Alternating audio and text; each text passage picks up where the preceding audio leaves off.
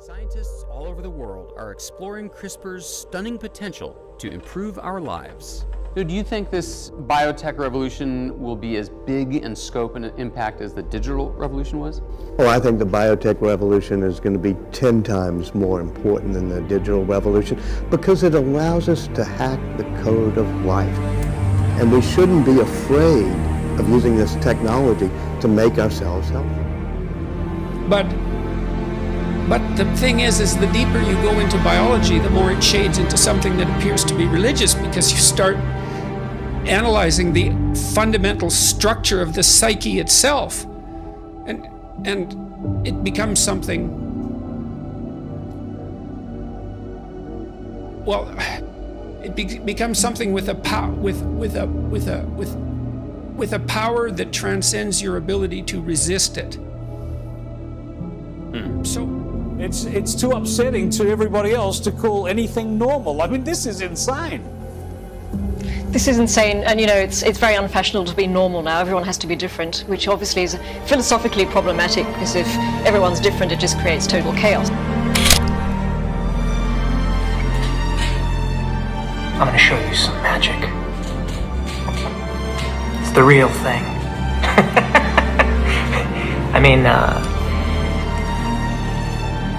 it's all the real thing.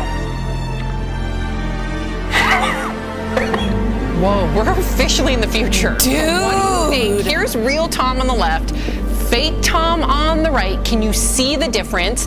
That's crazy. This scares me. The technology today. Well, deepfake videos like this have been watched by millions of people over the last couple of weeks on TikTok, and you can see why experts are warning this could get very dangerous. It's just evidence you can't believe your lying eyes anymore with the internet. Tito heads, Mr. and Mrs. You gotta keep them together because they're madly in love. The pair to meet, Mr. Angry Eyes.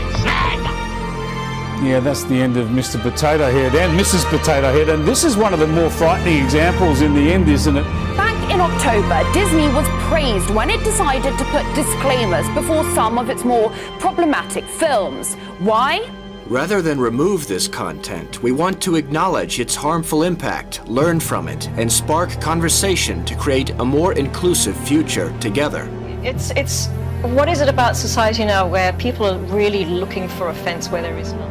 But now it's just like, you know what? You really have to use your critical thinking and critical seeing, because these people will fool you. It uses artificial intelligence to analyze an existing photo, digitize it, and then apply techniques, apply algorithms to the photo to make it do things that it couldn't originally do. Pitched as a way to bring life to old photos. Another way to, bridge the distance, bridge time, and bring people together. Yesterday, Hasbro announced it was removing the Mr. and Mrs. from the toys. It's just a really sad indictment on where society has arrived at the moment. But when you combine that with the increasing power and influence of artificial intelligence, do you create a recipe? It is very much dependent upon right now what goes into it. It's the old saying, garbage in, garbage out. If you program biases into it, it will act in accordance with its programming. But as it gets smarter, as it gets better, you will see us move from this narrow AI to what's called artificial general intelligence. That's where the real danger lies in terms of what AI can do. The girls are safe, healthy as any other babies. In 2018, a Chinese doctor edited the embryos of 3 Chinese babies so that they and their descendants would be resistant to the HIV virus. I think we still need to understand the motivation for the study and what the process was for informed consent. Scientists worldwide condemned him for going rogue. In China, at first, for about a day, he was celebrated as the first person to create designer babies.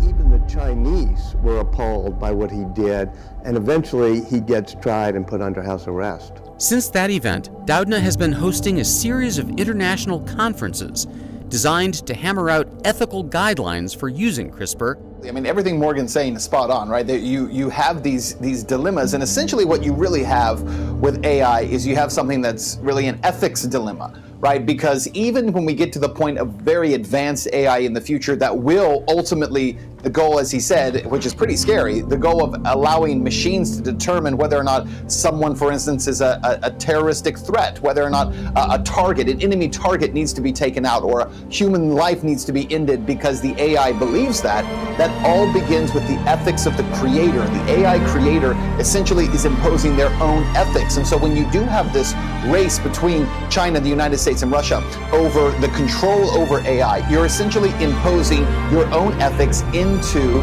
those computers and deciding what is of value and what is not. And I think there's a major question here that really is being ignored by so many of these superpowers around the world. Right, because AI doesn't have its own ethical or moral code and compass. It's created by the human who's working on this technology. Well, and that's really what I wanted to talk to you about tonight. So, this book I mentioned earlier talked about disagreements with my conceptualization of Christ, let's say, and I'm not sure what that conceptualization is, by the way, exactly. It's a mystery to me, but I can say some concrete things about it. I mean, I certainly I understand and appreciate the symbolic significance of the ideal human being, and that finds its embodiment. And I took these ideas in large part from Jung and Erich Neumann. That Christ is at least a representation of the ideal man, whatever that is. And we all, interestingly enough, we all seem to have an ideal, and that ideal has us, right? And that's where it's very interesting to consider the role of conscience, because your conscience will call you out on your behavior. And so it seems to function as something that's somewhat independent, because there must be few things in life more pleasurable than being a fully committed narcissist, to really believe that everything that you do is right and that you're a good person. And I suppose if you could wave a magic wand and rearrange your mind so that it was constantly telling you that, you'd do it. But you don't seem to be able to do that in relationship to your conscience. It trips you up. And that means that you have an ideal and you don't even know what the hell it is, but you certainly know when you transgress against it. And I know that there's a strong line of Christian thinking that's identified the conscience with divinity, sometimes with Christ inside, sometimes with the Holy Spirit. And those are very interesting conceptualizations, but you can think of them psychologically, and you can even think about them biologically.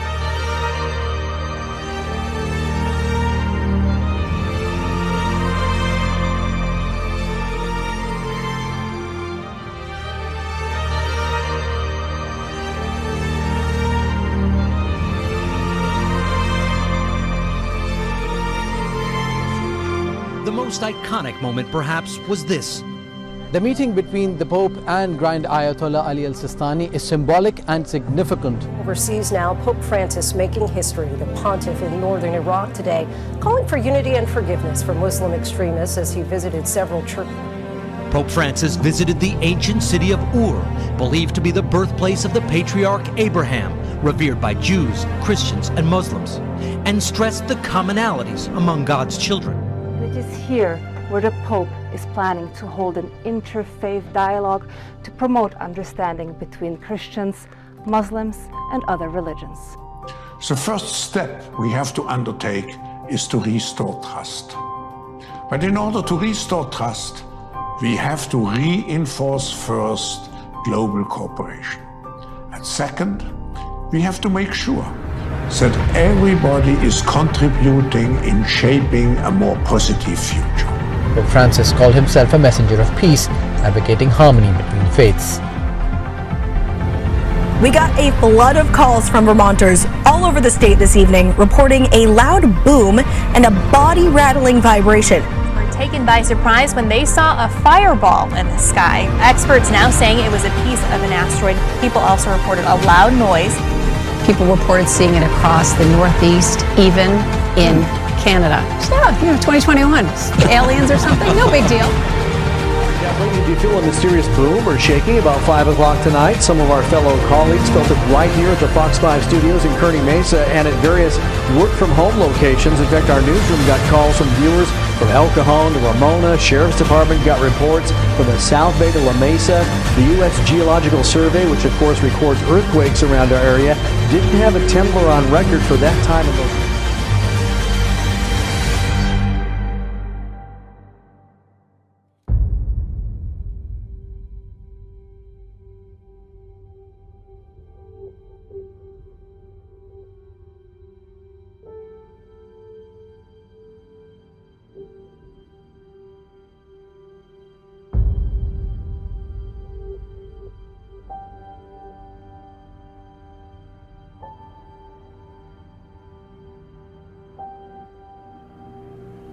A loud boom and home shaking. That's what people in Genesee Township reported experiencing this morning.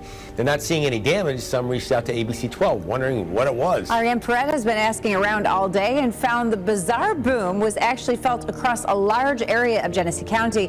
And this wasn't the first time it happened. Discussions in community groups on social media blew up around 9 o'clock this morning, with people asking what that loud noise was and if anyone else heard it. Sifting through hundreds of comments, it appears to have stretched across Genesee Township into Burton, but nobody knows what it was. Watching TV and heard this real loud boom, and I mean, it shook the house. You could actually feel the floor shake and the windows, and me and the wife looked at each other.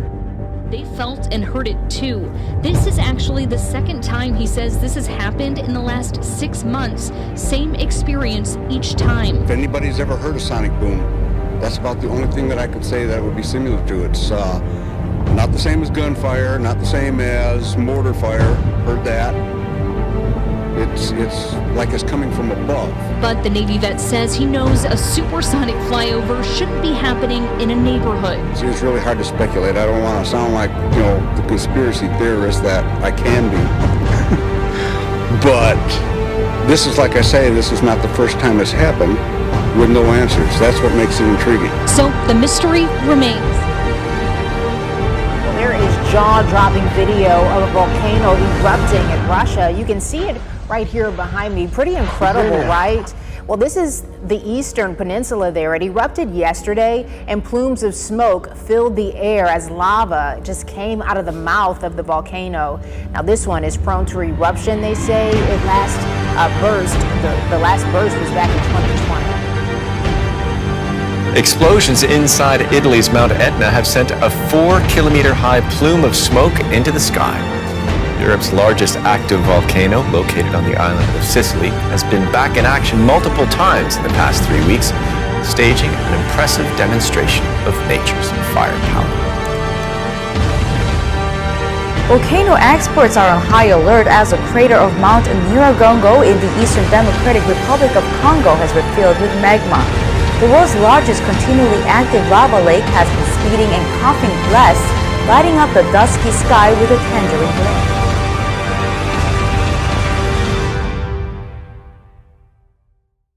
So there'll be an increase in self-focused theology. Remember when the devil himself came into Eden, that's exactly what his gospel was. You don't have to live in the narrowness of what God says life is. You can do it yourself. You can be your own judge of what's good and what's evil, and you'll be like God is. You see, you don't have to follow his way. You can craft your own way, and you can still get to this utopian end of eternity in heaven. Matthew 24:6, and says, you shall hear of wars and rumors of wars. See that you're not troubled, for all these things must come to pass, but the end is not yet. In other words, there will be an increase of angry speech, an increase of threatenings. Nations will start threatening other nations. Ideologies will start threatening other ideologies. As a matter of fact, we are now seeing this in our own society here in America. We're seeing it in our own government. We're seeing it in places where the speech all day, it's now, have you noticed it's moving to violence? It's moving to threats of violence now. This is a sign of the last days.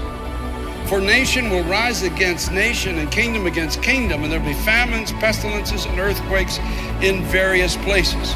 In the last days, the world will not just speak about violence, but actually turn to violence. They might be fighting, I don't know, they might fight over resources, who knows? That those who have not might start fighting with those who have, etc., etc. There'll be famines. Have you been reading lately about the plague of locusts that's hitting Africa right now? Threatening to cause mass starvation throughout Africa. They're calling it biblical proportions. A locust invasion of biblical proportions. I saw a picture of these locusts coming over a mountain. It looks like a dark storm cloud. They're so thick they actually block out the sun. It's amazing when you begin to see, and this is what our friends in Africa are going to be experiencing in the not too distant future.